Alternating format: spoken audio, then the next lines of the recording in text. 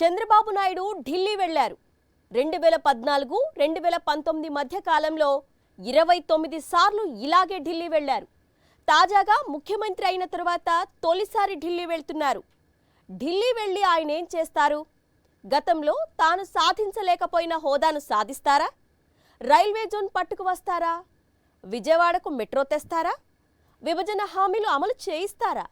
లేక తనపై కేంద్ర దర్యాప్తు సంస్థలు అయిన ఈడీ, సిబిఐలతో పాటు ఆదాయ పన్ను శాఖలు గతంలో నమోదు చేసిన కేసుల నుండి రక్షణ కోరతారా అన్న చర్చ జరుగుతోంది. దీనిపైనే ఇవాల్టి మ్యాగజైన్ స్టోరీ. ఎన్నికలకు ముందు పొత్తుల కోసం ఢిల్లీ చుట్టూ ప్రదక్షిణలు చేసిన చంద్రబాబు నాయుడు ముఖ్యమంత్రి అయ్యాక మొదటిసారి హస్తినలో అడుగుపెట్టారు. ఈ టూర్ ఎజెండా ఏంటి అన్నది రాజకీయ వర్గాల్లో జోరుగా చర్చించుకుంటున్నారు. కేంద్రంలోని ఎన్డీఏ ప్రభుత్వం ఏర్పాటుకు టీడీపీ మద్దతు కూడా కీలకమే కాబట్టి ఏపీకి రావాల్సినవన్నీ మొహమాటాలు లేకుండా గట్టిగా అడిగేయటానికే చంద్రబాబు ఢిల్లీ వెళ్లారా? లేక ఇంకేదైనా అజెండా ఉందా అని విశ్లేషకులు ఆరా తీస్తున్నారు. ఏపీకి అత్యవసరమైన ప్రత్యేక హోదాను సాధించడానికి ఇదే సరైన అదను అంటున్నారు వారు. మరి బాబు దాన్ని సాధిస్తారా? ఆంధ్రప్రదేశ్ ముఖ్యమంత్రి చంద్రబాబు నాయుడు మరోసారి హస్తిన వెళ్లారు. 4వ ముఖ్యమంత్రిగా ప్రమాణ స్వీకారం చేసిన తర్వాత మొదటిసారి వెళ్లారు. ఆంధ్రప్రదేశ్ రాష్ట్రమంతటా బాబు ఢిల్లీ పర్యటనపైనే ఆసక్తిగా చూస్తోంది. కేంద్రంలోని ఎన్డీఏ ప్రభుత్వానికి మద్దతునిస్తోన్న చంద్రబాబు నాయుడు ఈ పర్యటనలో రాష్ట్రానికి ఏం మేలు చేస్తారా అని కోట్లాది మంది ఆసక్తిగా చూస్తున్నారు. గతంతో పోలిస్తే ఈసారి మన హక్కులు సాధించుకోవడానికి మంచి ఆస్కారం కూడా ఉంది. ఎందుకంటే నరేంద్ర మోదీ నాయకత్వంలో 2014, 2019 ఎన్నికల్లో పూర్తిస్థాయి మెజారిటీ సాధించిన బీజేపీ ఈసారి ప్రభుత్వం ఏర్పాటుకు సరిపడా మ్యాజిక్ ఫిగర్ అందుకోలేకపోయింది. ఎన్డీఏ ప్రభుత్వం ఏర్పాటు చేయడంలో బీహార్లోని జేడీయూ, ఏపీలోని టీడీపీల మద్దతు కీలకం. అందుకే విభజన హామీలను మన హక్కుగా నిలదీసి అడిగే అవకాశం మొదటిసారి ఏపీ ప్రభుత్వానికి వచ్చింది. దాన్ని చంద్రబాబు నాయుడు సద్వినియోగం చేసుకుంటారా అని అందరూ ఆశగా ఎదురుచూస్తున్నారు. 2014లో నాటి యూపీఏ ప్రభుత్వం రాష్ట్రాన్ని విభజించినప్పుడు ఆంధ్రప్రదేశ్కు ప్రత్యేక హోదా హామీ ఇచ్చింది. దానికి బీజేపీ మద్దతు కూడా ఇచ్చింది. పార్లమెంట్ సాక్షిగా నాటి ప్రధాని మన్మోహన్ సింగే ఈ హామీ ఇచ్చారు. అయితే 2014, 2019 ఎన్నికల్లో కేంద్రంలో అధికారంలోకి వచ్చిన బీజేపీ నేతృత్వంలోని ఎన్డీఏ ప్రభుత్వం ప్రత్యేక హోదాను ఇవ్వలేదు. ఈసారి మాత్రం మా హోదా మాకు ఇచ్చి తీరాల్సిందే అని నిలదీయగల బలం ఏపీకుంది. అందుకే చంద్రబాబు నాయుడు దీన్ని సాధించేందుకు ప్రయత్నం చేస్తారా అన్న చర్చ నడుస్తోంది. ఎన్డీఏలో కీలక పాత్ర పోషిస్తోన్న నితీష్ కుమార్ నాయకత్వంలోని జేడీయూ నిన్న కాక మొన్ననే బీహార్కు ప్రత్యేక హోదా ఇవ్వాలని రాజకీయ తీర్మానం చేసింది. నిజానికి బీహార్కు కూడా ప్రత్యేక హోదా ఇస్తామని కేంద్రం ఎన్నడూ హామీ ఇవ్వలేదు. కానీ ఆంధ్రప్రదేశ్కు మాత్రం ప్రత్యేక హోదా ఇస్తామన్నది విభజన హామీ. ఎందుకంటే విభజనలో ఏపీ రాజధాని హైదరాబాద్ను కోల్పోయింది. కొత్తగా పరిశ్రమలు పెట్టడానికి, పారిశ్రామికవేత్తలు రావాలంటే ప్రత్యేక హోదా వంటి వెసులుబాటు ఉండాలని కేంద్ర ప్రభుత్వమే అంగీకరించింది కాబట్టే హామీ వచ్చింది. 2014లో బీజేపీతో పొత్తుతో అధికారంలోకి వచ్చిన చంద్రబాబు నాయుడు ప్రత్యేక హోదాను వదులుకుని ఏపీకి అన్యాయం చేశారని విమర్శలు వచ్చాయి. ప్రత్యేక హోదాతో ఒరిగేదేమీ లేదని, అదేమి సంజీవిని కాదని చంద్రబాబు పదే పదే అన్నారు అప్పట్లో. ఇప్పుడైనా ప్రత్యేక హోదాను సాధించుకుంటే చంద్రబాబు నాయుడు ఎన్నికల మేనిఫెస్టోలో ఇచ్చిన 20 లక్షల ఉద్యోగాల కల్పన హామీలో కొంతమేరకైనా అమలు చేసే అవకాశం వస్తుంది. మరి చంద్రబాబు హోదా అడుగుతారా లేదా? 14వ ఫైనాన్స్ కమిషన్ ఎవరికి ప్రత్యేక హోదా ఇవ్వొద్దని చెప్పింది కాబట్టే ఏపీకి హోదా రాలేదని నర్సాపురం బీజేపీ ఎంపీ శ్రీనివాస వర్మ వితండవాదం చేస్తున్నారు. ఇదే తీర్మానాలు చేస్తే ఇచ్చేటువంటి సబ్జెక్ట్ కాదండి. ఈ లెక్కన దేశంలో ఉన్నటువంటి అన్ని రాష్ట్రాలు కూడా తీర్మానం చేస్తే ఆంధ్రప్రదేశ్ కూడా ఇవ్వకపోవడానికి కారణం ఏంటి? ఏదైతే ఫైనాన్స్ కమిషన్ ఉన్నదో ఏ రాష్ట్రానికి కూడా భవిష్యత్తులో ప్రత్యేక హోదా ఇవ్వద్దు అనేటువంటి విషయాన్ని అందులో చెప్పారు. కాబట్టి ఏదైతే ఆంధ్రప్రదేశ్కి వర్తించిందో, ఏ కారణాల వల్ల అయితే ఆంధ్రప్రదేశ్కి ప్రత్యేక హోదా ఇవ్వలేకపోయారో అది బీహార్కి కూడా వర్తిస్తుంది. దాన్ని ఆలోచించి కేంద్ర ప్రభుత్వం నిర్ణయం తీసుకుంటుంది. నీతి ఆయోగ్ చెప్పడం వల్లనే ప్రత్యేక హోదా ఇవ్వడం లేదని గతంలో కొందరు బీజేపీ మంత్రులు దబాయించారు. అయితే అప్పుడే నీతి ఆయోగ్ తాము అలా ఎక్కడా అనలేదని స్పష్టం చేసింది కూడా. 14వ ఫైనాన్స్ కమిషన్ కూడా ప్రత్యేక హోదా ఇవ్వొద్దని ఎక్కడా చెప్పలేదు. అది కొద్దిమంది బీజేపీ నేతల కట్టుకథ మాత్రమే అంటున్నారు ప్రముఖ రాజకీయ విశ్లేషకులు ప్రొఫెసర్ నాగేశ్వర్ తన యూట్యూబ్ ఛానల్లో. ఆంధ్రప్రదేశ్ ప్రత్యేక హోదా బీహార్తో సంబంధం లేదు, రాష్ట్ర విభజనకు ఇది ప్రాతిపదిక. సో ఆంధ్రప్రదేశ్ ప్రత్యేక హోదా ఇవ్వటానికి 14th ఫైనాన్స్ కమిషన్లో ఎక్కడా ఇవ్వకూడదని లేదు. చూపెట్టండి, ఒక్క సెంటెన్స్ చూపెట్టండి, ఆంధ్రప్రదేశ్కు మీరు ప్రత్యేక హోదా ఇవ్వకూడదు అని 14th ఫైనాన్స్ కమిషన్ రికమెండేషన్లు ఎక్కడుంది? అందువల్ల ఈ కహానీలు చెప్పి ఇప్పటిదాకా ప్రత్యేక హోదా ఇవ్వకుండా చేశారు. అందువల్ల తక్షణం ఆంధ్రప్రదేశ్కు ప్రత్యేక హోదా ఇవ్వాలి. కేంద్రంలోని ఎన్డీఏ ప్రభుత్వపు పల్లకీ మోస్తున్న చంద్రబాబు నాయుడు గట్టిగా డిమాండ్ చేస్తే ప్రత్యేక హోదా వచ్చి తీరుతుంది. హోదా ఛాంపియన్గా నిలబడటానికి చంద్రబాబుకు కూడా ఇది బంగారం లాంటి అవకాశమే. ఏపీ పట్టుబడితే ప్రత్యేక హోదా ఇచ్చేది లేదని బీజేపీ ఇప్పుడు అనే పరిస్థితే ఉండదని రాజకీయ పండితులంటున్నారు. అంతేకాదు, ప్రత్యేక హోదా అనేది కుంతెమ్మ కోరిక ఏమీ కాదు. అది ఆంధ్రప్రదేశ్కు విభజన సమయంలో దఖలు పడిన ప్రత్యేక హక్కు. దాన్ని సాధించుకోవాలంటే చంద్రబాబు నిజాయితీగా తన వంతు ప్రయత్నం చేయాలని అంటున్నారు సీమాంధ్ర మేధావులు. ఈసారి కూడా అవకాశాన్ని వదులుకుంటే ఇక ప్రత్యేక హోదా కాలగర్భంలో కలిసిపోతుందని వారంటున్నారు. అప్పుడు టీడీపీ చారిత్రక ద్రోహిగా మిగిలిపోక తప్పదని వారు హెచ్చరిస్తున్నారు. ఈ ఎన్నికల్లో వైఎస్ఆర్సీపీ తరపున గెలిచిన ఎంపీలు ప్రత్యేక హోదా కోసం టీడీపీ ఎంపీలు పట్టుబట్టాలని డిమాండ్ చేస్తున్నారు. 2014లో బీజేపీతో కలిసి అధికారాన్ని పంచుకున్న చంద్రబాబు నాయుడు 4 ఏళ్ల వ్యవధిలో 29 సార్లు ఢిల్లీకి వెళ్లారు. ఈ విషయాన్ని ఆయనే పదే పదే అనేవారు. 29 సార్లు ఢిల్లీ వెళ్లినా అప్పట్లో ప్రత్యేక హోదా తేలేదు. విశాఖ రైల్వే జోన్ రాలేదు. విజయవాడకు మెట్రో రైల్ నిజం కాలేదు. పెట్రో కారిడార్ ఇవ్వలేదు. పోలవరం ప్రాజెక్టును పూర్తి చేయలేదు. విభజన హామీల్లో చాలా మట్టుకు అమలు కాలేదు. ఈసారైనా చంద్రబాబు నాయుడు వాటన్నింటి కోసం పట్టుబట్టాలని, అన్యాయం అయిపోయిన ఆంధ్రప్రదేశ్కు మేలు చేయాలని మేధావులు సూచిస్తున్నారు. ఈ విషయాలు జారవిడుచుకుంటే మాత్రం భావితరాలు ఆయన్ను క్షమించవని వారంటున్నారు. ప్రత్యేక హోదాతో పాటు ఆంధ్రప్రదేశ్కు అత్యంత అవసరమైంది పోలవరం ప్రాజెక్ట్. విభజన చట్టంలో దీన్ని జాతీయ ప్రాజెక్టుగా కూడా ప్రకటించారు. కేంద్ర ప్రభుత్వమే దీన్ని నిర్మించి రాష్ట్రానికి అప్పగించాల్సిన అవసరం ఉంది. అయితే చంద్రబాబు నాయుడు మాత్రం ఎందుకోసమో కానీ ఈ ప్రాజెక్టును తన చేతుల్లోకి తీసుకున్నారు. దీనికోసమే ప్రత్యేక హోదా వదులుకున్నారని నాటి విపక్షాలు ఆరోపించాయి కూడా. 2018లోనే పోలవరాన్ని జాతికి అంకితం చేస్తామన్న బాబు ప్రభుత్వం ఘోరంగా విఫలమైందని ఇప్పుడు బాబు మిత్రపక్షమైన బీజేపీ నేతలే అంటున్నారు. ఈ ఢిల్లీ టూర్లో అయినా చంద్రబాబు నాయుడు పోలవరం ప్రాజెక్టు విషయంలో వాస్తవ దృక్పథంతో నిజాయితీగా వ్యవహరించాలని మేధావులు సూచిస్తున్నారు. వారిలా అనడానికి కారణాలు లేకపోలేదు. సీమాంధ్రుల మనోభావాలకు వ్యతిరేకంగా ఆంధ్రప్రదేశ్ను విభజించింది యూపీఏ. దానికి బేషరతుగా మద్దతిచ్చింది బీజేపీ. విభజన కారణంగా రాజధానిని కోల్పోయిన ఆంధ్రప్రదేశ్కు ప్రధాన ఆదాయ వనరు అయిన హైదరాబాద్ లేకుండా పోయింది. ఈ నేపథ్యంలోనే ఆంధ్రప్రదేశ్ ఇరుగు పొరుగు రాష్ట్రాలతో సమానంగా అడుగులు వేయాలంటే ముందుగా అది తన కాళ్లపై తాను నిలబడాలి. దానికోసమే ప్రత్యేక హోదా ఇచ్చారు. అదొక్కటే సరిపోదు కాబట్టి పోలవరం ప్రాజెక్టును జాతీయ ప్రాజెక్టుగా ప్రకటించారు. కేంద్రమే దీన్ని నిర్మించి ఇవ్వాల్సి ఉండింది. అయితే ఎన్డీఏతో అధికారాన్ని పంచుకున్న చంద్రబాబు నాయుడు పోలవరం ప్రాజెక్టు మేమే కట్టుకుంటాం అని నాటి కేంద్ర ప్రభుత్వాన్ని కోరారు. ఆయన అడగడం వల్లనే తాము పోలవరాన్ని ఏపీ ప్రభుత్వానికి ఇచ్చేశామని బీజేపీ అంటోంది. యాక్చువల్గా ఇది కేంద్ర జాతీయ ప్రాజెక్టు. అది పూర్తిగా కేంద్ర ప్రభుత్వం తయారు చేయాల్సినటువంటి ప్రాజెక్టు. ఆవేళ 14 నుంచి 19 వరకు కేంద్రంలో, రాష్ట్రంలో తెలుగుదేశం, బీజేపీ, ఎన్డీఏలో భాగస్వాములు ఉన్నాయి కాబట్టి ఆవేళ రాష్ట్ర ప్రభుత్వం మేము మా నిర్వహణలో తీసుకుంటాం, చక్కగా నిర్మించుకుంటాం అనేటువంటి అభ్యర్థన కేంద్ర ప్రభుత్వానికి పంపినప్పుడు దాని కేంద్ర ప్రభుత్వం రాష్ట్ర ప్రభుత్వం మీద గౌరవంతో అంగీకరించడం జరిగింది. ఇలా కేంద్రం నుండి పోలవరం ప్రాజెక్టును తన చేతుల్లోకి తీసుకున్న చంద్రబాబు నాయుడు తన అనుయాయులకు, అస్మదీయులకు పోలవరం పనులు కట్టబెట్టారని విపక్షాలు ఆరోపించాయి. వాటిలో టీడీపీ ఎంపీ రాయపాటి సాంబశివరావుకు చెందిన ట్రాన్స్ట్రాయ్ కంపెనీ ఒకటి. ఆ కంపెనీకి అర్హతలు, అనుభవం రెండూ లేకపోయినా కాంట్రాక్ట్ కట్టబెట్టేశారన్నది ప్రధాన ఆరోపణ.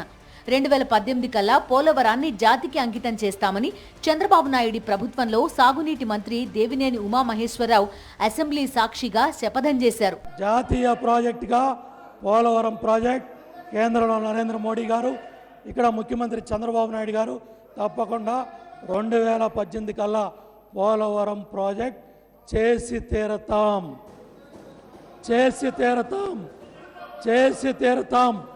అట్లాగే రాయలసీమలో ఆంధ్రనివా ఫేజ్ 1, ఫేజ్ 2, గాలేరు నగరి, కడప, పులివెందుల నీళ్ళిచ్చి నీ ఊళ్ళో సన్మానం చేర్చుకుంటానని చెప్పి కూడా జగన్మోహన్ రెడ్డి చెప్తున్నా. రాసి పెట్టాలి. వైఎస్ఆర్ కాంగ్రెస్ పాలనలోనే పోలవరం ప్రాజెక్టు పనులు వేగవందుకున్నాయి. 46కి పైగా పిల్లర్లతో పాటు కీలక నిర్మాణ పనులను పూర్తి చేసింది జగన్మోహన్ రెడ్డి ప్రభుత్వం. చంద్రబాబు నాయుడు హయాంలో కాఫర్ డ్యాం నిర్మించకుండానే డయాఫ్రామ్ వాల్ నిర్మించారు. అందులోనూ బోలెడు అవకతవకలు. నాణ్యతా లోపంతో నిర్మించడం వల్లనే డయాఫ్రామ్ వాల్ కాస్త కొట్టుకుపోయిందని నిపుణులు విమర్శించారు. చంద్రబాబు ప్రభుత్వ హయాంలో పోలవరం ప్రాజెక్టు నిర్మాణంలో వైఫల్యాలను బీజేపీ తప్పుబట్టింది. పోలవరం రాష్ట్ర ప్రభుత్వ వైఫల్యం.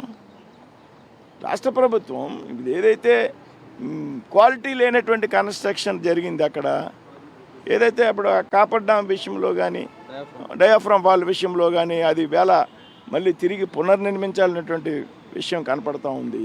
పొగుళ్ళు ఇచ్చింది, ఇవన్నీ కూడా సెట్ చేయాలి. ఇవన్నీ సెట్ చేసుకుని ఖచ్చితంగా పోలవరం విషయంలో కేంద్ర ప్రభుత్వం చిత్తశుద్ధితో పనిచేస్తుందో అందులో ఏమాత్రం కూడా అనుమానం లేదు. 2019లో అధికారంలోకి వచ్చిన జగన్మోహన్ రెడ్డి ప్రభుత్వం చంద్రబాబు హయాంలో పోలవరానికి జరిగిన డ్యామేజ్ ని రిపేర్ చేయడానికి ఆపసోపాలు పడాల్సి వచ్చింది. ఒక పక్క అవి చేస్తూ మరో పక్క నిర్మాణాన్ని వేగవంతం చేశారు జగన్మోహన్ రెడ్డి.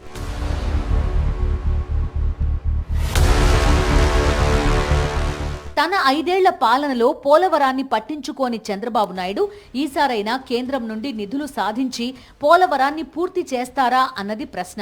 జాతీయ ప్రాజెక్ట్ అయిన పోలవరాన్ని ఇప్పుడు ఏపీలో కూటమి ప్రభుత్వంలో భాగస్వామి అయిన బీజేపీ తన చేతుల్లోకి తీసుకుంటుందా లేక రాష్ట్ర ప్రభుత్వమే ముందుకు తీసుకెళ్తుందా అన్నది ప్రధాని తేలుస్తారని నరసాపురం ఎంపీ శ్రీనివాస వర్మ అంటున్నారు. మళ్ళీ రాష్ట్ర ప్రభుత్వం ఆధ్వర్యంలో దానికి ముందుకు వెళ్ళాలా, కేంద్ర ప్రభుత్వం కేంద్ర ప్రాజెక్ట్ జాతీయ ప్రాజెక్ట్ కాబట్టి కేంద్ర ప్రభుత్వమే చేయాలనేటువంటి విషయంలో కేంద్ర ప్రభుత్వం జలశక్తి వనరుల శాఖ మంత్రి నిర్ణయం తీసుకుంటారు. ఇక విశాఖ ఉక్కు కర్మాగారం, దీనిపై చంద్రబాబు నాయుడు ఎలా స్పందిస్తారో చూడాలి.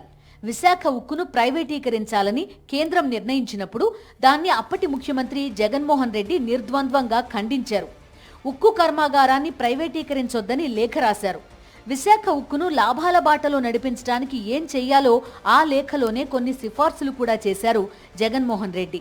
మరోవైపు ఉక్కు కార్మికుల ఉద్యమానికి వైఎస్ఆర్ కాంగ్రెస్ పార్టీ మద్దతుగా నిలిచింది.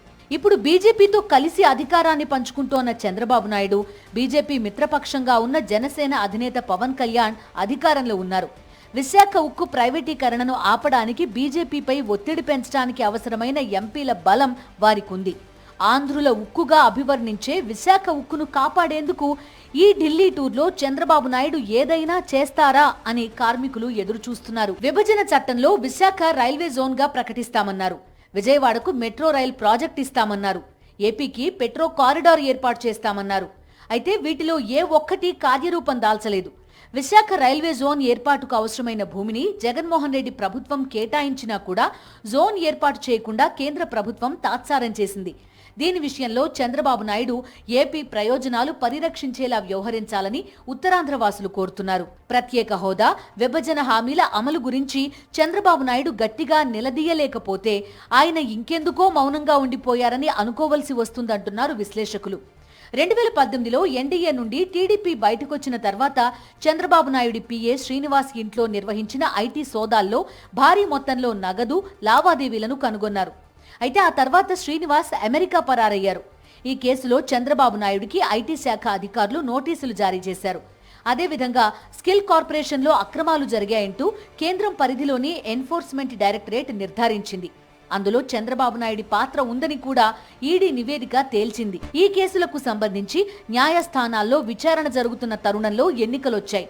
తాజాగా ఈ కేసులకు సంబంధించి కేంద్ర దర్యాప్తు సంస్థలు తనను వేధించకుండా చూడాలని చంద్రబాబు నాయుడు కేంద్ర ప్రభుత్వాన్ని కోరడానికి ఢిల్లీ వెళ్లారా అన్న అనుమానాలను కొందరు వ్యక్తం చేస్తున్నారు. రాష్ట్ర ప్రయోజనాల కోసం ఆయన గట్టిగా డిమాండ్ చేయకపోతే కేసుల కోసం వెళ్లారని ఎక్కువ మంది అనుమానించే అవకాశాలుంటాయని వారంటున్నారు. ఆంధ్రప్రదేశ్కు విభజన హామీలు సాధించుకునేందుకు దక్కిన మంచి అవకాశాన్ని చంద్రబాబు నాయుడు సద్వినియోగం చేసుకోవాలని మేధావులు సూచిస్తున్నారు. పార్లమెంటు సాక్షిగా ఇచ్చిన హామీలను అమలు చేయాల్సిన బాధ్యత కేంద్ర ప్రభుత్వంపై ఉందని వారంటున్నారు. ఏపీలో టీడీపీ అండతోనే కేంద్రంలో ఎన్డీఏ అధికారంలో ఉంది కాబట్టి అవసరమైతే కేంద్రం మెడలు వంచైనా లక్ష్యాలు సాధించాలని వారంటున్నారు. ఢిల్లీ పర్యటనలో చంద్రబాబు నాయుడి అజెండా ఏంటన్నది ప్రభుత్వం బయట పెట్టలేదు. కొన్ని లీకులు మాత్రం బయటకు పొక్కుతున్నాయి. వాటిలో ఎక్కడా కూడా ప్రత్యేక హోదా ప్రస్తావనే లేదు. బీహార్ సీఎం నితీష్ కుమార్ పార్టీ తమకు హోదా ఇవ్వాలని ఏకంగా తీర్మానం చేసింది. దానిపై టీడీపీ గాని చంద్రబాబు గాని స్పందించలేదు.